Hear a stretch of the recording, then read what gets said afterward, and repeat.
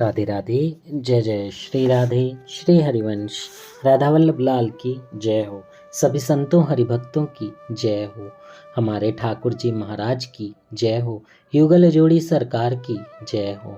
सभी संतों हरिभक्तों की जय हो। वृंदावन धाम की जय हो। बांके बिहारी लाल की जय हो। जय श्री राधे। जय श्री हरिवंश। बहुत बहुत स्वागत है आपका हमारे चैनल में। हम ठाकुर जी के कृपा पात्र संतों और भक्तों के चरित्रों का श्रवण कर रहे हैं। आइए इसी श्रृंखला को आगे बढ़ाते हुए आज हम एक बहुत ही दिव्य चरित्र का श्रवण करते हैं, जिसका शीर्षक है श्री रामदास काठिया बाबा जी। जय हो। और इनके लेखक हैं स्वामी श्री परमानंद दास जी। जय हो।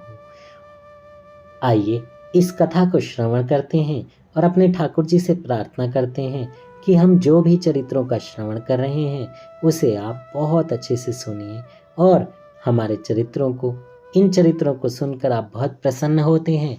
तो इन चरित्रों को करने का हमारा उद्देश्य बस इतना है कि ठाकुर जी प्रसन्न रहें, उनकी ये सेवा चलती रहे और जो भी इन चरित्रों को सुने वो भगवान का प्रेमी हो जाए, हमारे ठाकुर जी से खूब प्रेम करे, लाड लड़ाए, उन्हें खिलाए, दुलारे, प्यार करे, उनसे रिश्ता बनाए, दोस्त, माता, पिता, भाई, बंधु जो भी बनाना चाहे वो बनाए और उनकी सेवा में लगा रहे। जय श्री राधे।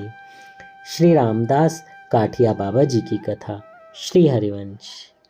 महाराज, तुमको इतना बड़ा बनाने वाली वह चीज़ कौन सी है जिससे खिंचे हुए रोज चारों ओर से इतने नर नारी आकर भक्ति पूर्वक तुम्हारे चरणों में प्रणाम करते हैं?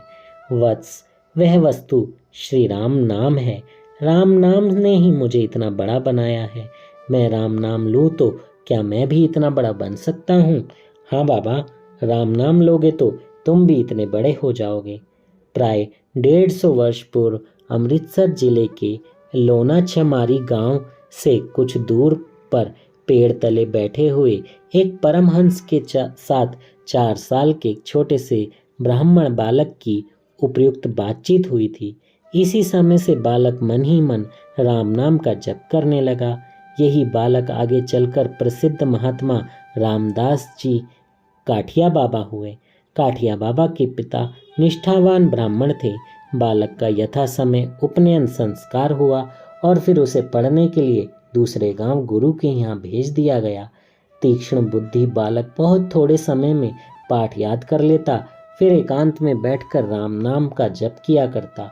17-18 वर्ष की उम्र में पढ़ लिख कर बालक अपने घर लौट आया। आने के बाद और सब पुस्तकें तो बांध कर रख दी, एक गीता जी को हृदय से लगा कर रखा। जय हो। तदनंतर गायत्री मंत्र सिद्ध करने के लिए आप यथाविधि मंत्र जप करने लगे। प्राय 1 लाख मंत्र जप हो जाने पर एक दिन गायत्री देवी ने आकाश मंडल में आविर्भूत होकर आदेश दिया, वत्स, तुम अब बाकी का जप श्री ज्वालामुखी में जाकर पूरा करो और वर ग्रहण करो। रामदास ने कहा, माता, संतान पर तुम्हारी कृपा प्रतिक्षण बनी रहे, यही प्रार्थना है। भगवती गायत्री एवं मस्तु कहकर अंतर्ध्यान हो गई। इस घटना के बाद ज्वालामुखी जाने के समय रास्ते में एक दिव्य कांति ज्योतिर्मय पुरुष मिले और रामदास जी उनके शरण हो गए। इस महात्मा ने कृपा पूर्वक रामदास जी को अपने शिष्य के रूप में ग्रहण किया और इनका नाम था स्वामी देवदास जी। वे निम्बार्क संप्रदाय के एक पूर्वाचार्य थे। पुत्र के संन्यास की खबर पाकर पिता आए और उनके गुरुदेव से अनुनय विनय करके कुछ दिनों के लिए रामदास जी को घर ले गए। अत्यधिक स्नेहवश माता सदा रोती रहती। इससे साधन में विघ्न होता देखकर ये घर से निकल गए, फिर कभी जीवन भर अपने गांव में गए ही नहीं।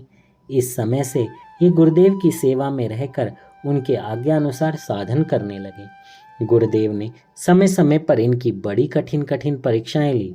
एक बार घूमते घूमते गुरु शिष्य हिमालय में जा पहुंचे।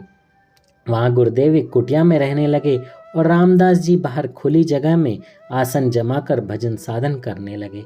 शाम से सुबह तक बहुत बर्फ पड़ती। इससे सामने आग जलाकर रात भर ये गुरु के आज्ञा अनुसार भजन करते।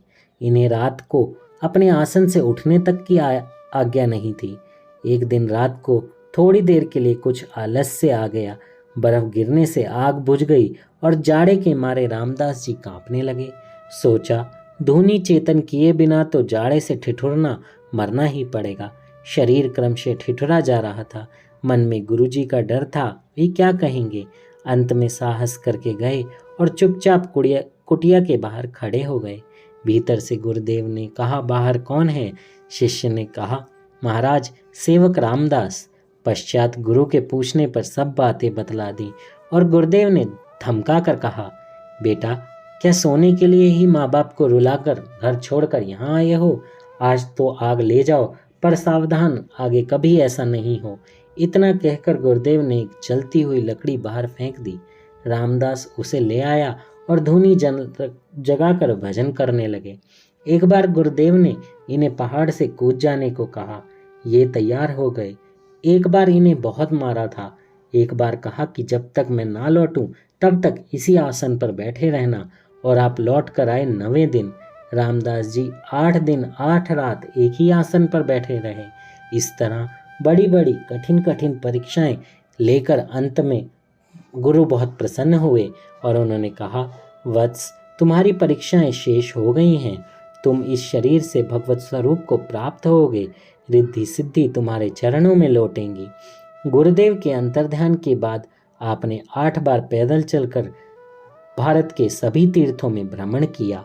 अंत में भरतपुर के सैलानी कुंड पर आपको भगवान का साक्षात्कार होने लगा। इसके संबंध में वे कहा करते थे, जय हो। एक छोटा सा पद है। मैं ठाकुर जी से प्रार्थना करूंगा कि ये पद मैं बोल रहा हूँ, मेरा कोई सामर्थ्य नहीं है इसको बोलने का, पर यह सब आपकी ही कृपा से हो रहा है। जय श्री राधे। मुझसे कोई त्रुटि हो तो मुझे क्षमा कीजिएगा। रामदास को राम मिले हैं सैलानी के कुंडा, संत सदा यह सच्ची माने, झूठी माने गुंडा। अंतिम जीवन आपका श्री वृंदावन में बीता। जय हो। काठ की लंगोटी लगाने से आपका नाम काठिया बाबा पड़ा। यहीं साधु महात्मा अपने प्रभाव को देखकर अपने व्रज विदेही कहने लगे। एक दिन शेष रात्रि के समय योगासन में बैठकर अपने नश्वर देह का त्याग कर परम धाम को प्रयाण किया। जय हो। जय श्री राधे। जय श्री हरिवंश। बाबा की जय हो। ठाकुर जी की कृपा कितनी होती है हमारी संतों पर कि उनका अंतिम समय वो धाम में ही निकलवाते हैं। कोई भी धाम हो, चाहे वृंदावन हो, चाहे अयोध्या हो, चाहे पुरी हो, कोई भी धाम हो, संतों का जीवन और संतों का अंतिम समय धाम में ही बीतता है। वो धाम को छोड़कर नहीं जाते, क्योंकि वो ठाकुर जी को सबसे प्रिय होते हैं। आप भी कोशिश कीजिए कि ठाकुर जी को प्रसन्न करें नाम जप से, उनकी सेवा करके, और आप भी अपने अंतिम जीवन में ठाकुर जी के धाम में रहें, ताकि आपके जब प्राण छूटें तो धाम में हों और धाम से आप बाहर नहीं जाएं। क्योंकि जब हम धाम में अपना शरीर छोड़ते हैं तो जो दूसरा जन्म होता है वो धाम में ही होता है। फिर भले किसी भी रूप में हो, लेकिन धाम में रहेंगे।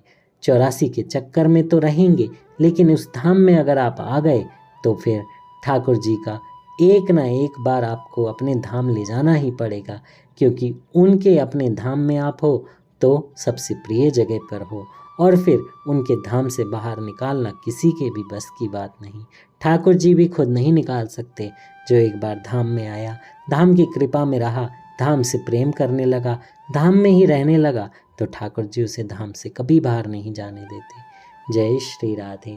श्री हरिवंश। राधा वल्लभ लाल की जय हो। कथा कहने में मुझसे कोई त्रुटि हुई हो तो मुझे क्षमा कीजिएगा। इससे आगे के चरित्रों को हम कल श्रवण करेंगे। जल्दी से चैनल को सब्सक्राइब कर दीजिए, बेल आइकन भी दबा दीजिए, और ज़्यादा से ज़्यादा लोगों तक ये कथा शेयर कीजिए, ताकि सब लोग भक्ति में आगे बढ़ते रहें। जय श्री राधे।